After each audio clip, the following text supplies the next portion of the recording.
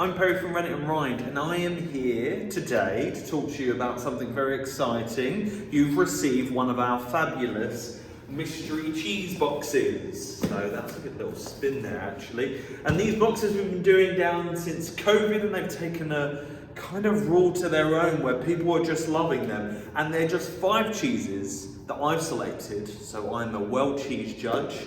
I'm a patron of the Academy of Cheese. I have dedicated my life to British artisan cheese. And one of the things that make us really unique is I'm an affineur. And actually, I'm Affineur of the Year. So crowned UK's first Affineur of the Year. I've got this lovely trophy, and that means I'm a cheese maturer. So essentially I bring in cheeses at all different ages, and then I mature the cheese through. I give them what they want. I taste a lot of cheese. Check out my Instagram, Rennet and Rind, and you can see how much cheese I really do eat.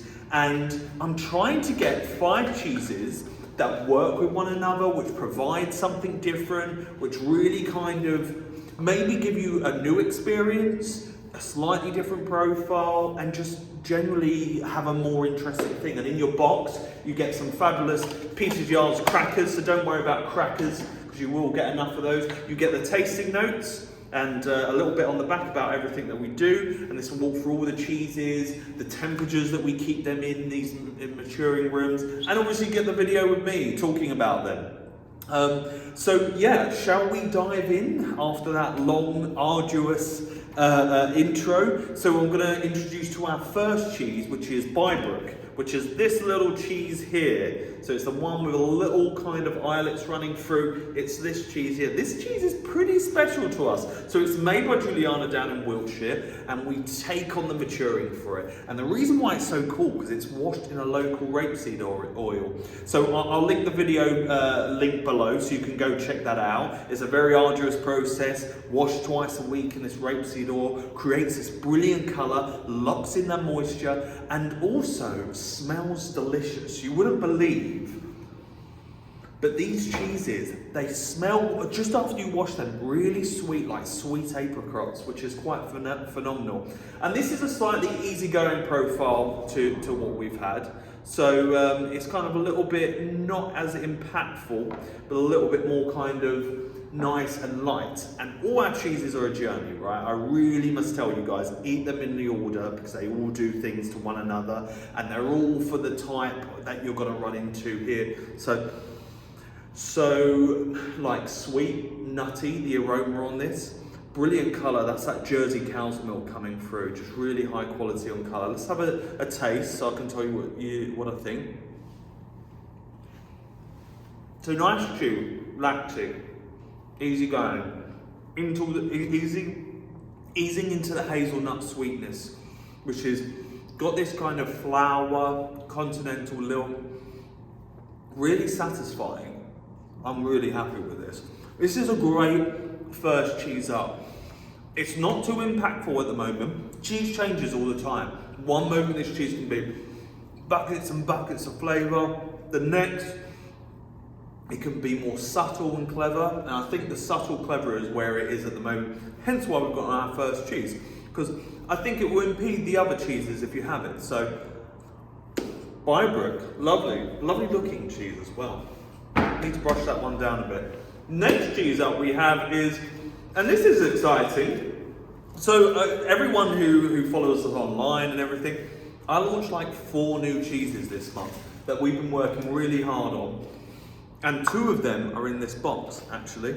And the next one up is called Bix. Comes in this really cute little spruce bar. But this is a triple creme cheese made by Nestlebed Creamery. Now, triple cream is like making cheese out of clotted cream. That's the quickest way I can describe it, really. You know, that kind of little, the old milk top bottles you'd get and everyone would fight over the little bit of cream on the top. It's kind of making cheese out of that, and they're called triple creme cheeses. And Bix is a perfect British example of that. You know, we've got this kind of bloomy rind that's on the outside. We've got a bit of geo working in there as well. And it's kind of a little bit soft to touch, a little bit cold in the maturing room today. Let's have a little cut of this out and let's see what we're looking like inside. Definite room temperature on this one, guys. You know, make sure you get your cheese out beforehand.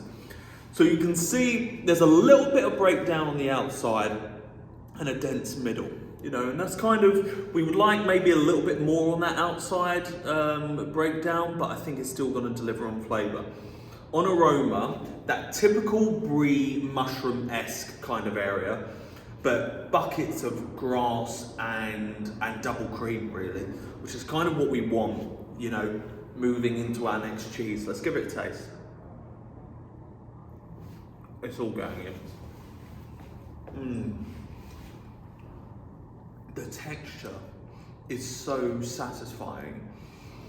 It's like, it's got rigidity to it, but then it kind of dissipates really nicely as well. Really thick and dense. And the flavour, God, it's like cheesy, raw, the best butter you ever have. The salt balance is perfect. It's so Moorish. I like that a lot. I think you guys are gonna like that a lot. That's Bix Nettlebed Creamery, one of our new cheeses. I'm glad we can get it into the mystery cheese box so we all can share this experience together. Next up, a favourite of you guys. So we always need a cheddar in our British cheese box, right? Next cheese up we have is Westcombe Cheddar, made by Tom down in Somerset, legend. Amazing podcast, by the way, the Westcombe Project, produced by Solomon and Sam. Go check it out. Maybe I'll put a link in there as well. And they, over the last year, have seen, they've changed the diversity of their cows, the way that they feed. And it's a really interesting podcast to hear about the artisan methods that go into making cheddar cheese. So you should go check that out. So we've got slightly more opaque colour than we're used to, not as golden. We've got this kind of typical rind on the outside, which is a little bit waxy, indicating that it's a traditional cloth-bound cheddar. On the aroma, it's Bybrook. It's a bit zippy, kind of got a little bit of citrus in there, but you know, lurking behind that, there's a good degree of cream, and like, there's got notes of like savoury in there as well. Let's give it a go. I really like this batch and I thought it really complemented our cheeses and linked in well with the next cheese. Nice textural difference. Chew. Definite rigidity and a bounce back. Moving into tropical fruits. That's that acidity that we're getting, which is nice. It's a done trope, but it's kind of pineapple-y, like watered down pineapple. The saltiness is perfect, that savoury's coming in the back now, getting more of a charcuterie meat, cured savouriness in there. A little bit of bitterness in the end, but nothing to worry about. It's a nice little kind of area that goes in there. And then now we're into that brothy, white meat, savoury, longevity, acidity bouncing around. That is actually bloody banging. That's a really nice. So into that cheese. Westcombe Cheddar, really good. And this leads us perfectly into the next cheese. So we've had a big impactful flavour. We want to reset the palate, and I present to you Ducketts Caerphilly, made by Tom once again. Was a recipe made by Chris Duckett. Tom took it on board.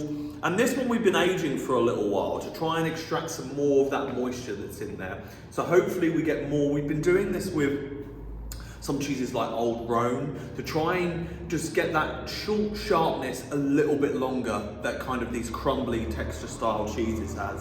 It has this really nice rind on it, you know, that's kind of mushroomy. It's got like a little bit of a coating on it. That smells very, very earthy, very farmy to be fair. So let's have a little taste. And I'll quickly break down the interior smell for you as well. Yogurt. Everyone expects you to go off on like big journeys, but when you get such a clear yogurt, that's precisely what it is. Let's have a taste.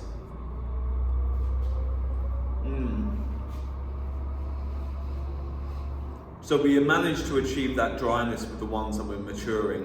I'm looking at them right now, just over there. That's very good. It's a nice difference to the cheese, to the kind of cheese styles that we've had.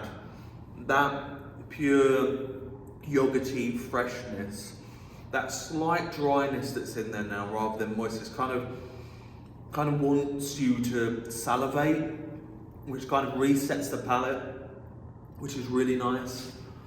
That's lovely as well. Now, Caerphilly kind of styles and lactic styles get a hard rap, the territorials. You know, they're far more, they require you to engage a bit more. You know, think about everything that's going on that palate, and it may seem simple to you, the flavours, but I think they're deliciously, subtly complex. That's delicious.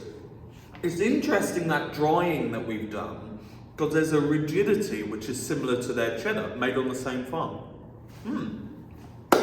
Great, happy with that. Next cheese up, I'm excited about this one. So like I said again, value in the mystery cheese boxes. By the way, these aren't the sizes that you get much larger than this. Everyone goes on about the size of our cheese and everyone has a different opinion, but I think our boxes are really generous. Let us know if you don't. I think all the work and craft that goes into them, everything that you get, I think they're really good value for money. But the next cheese we have up is Pecorino Blue.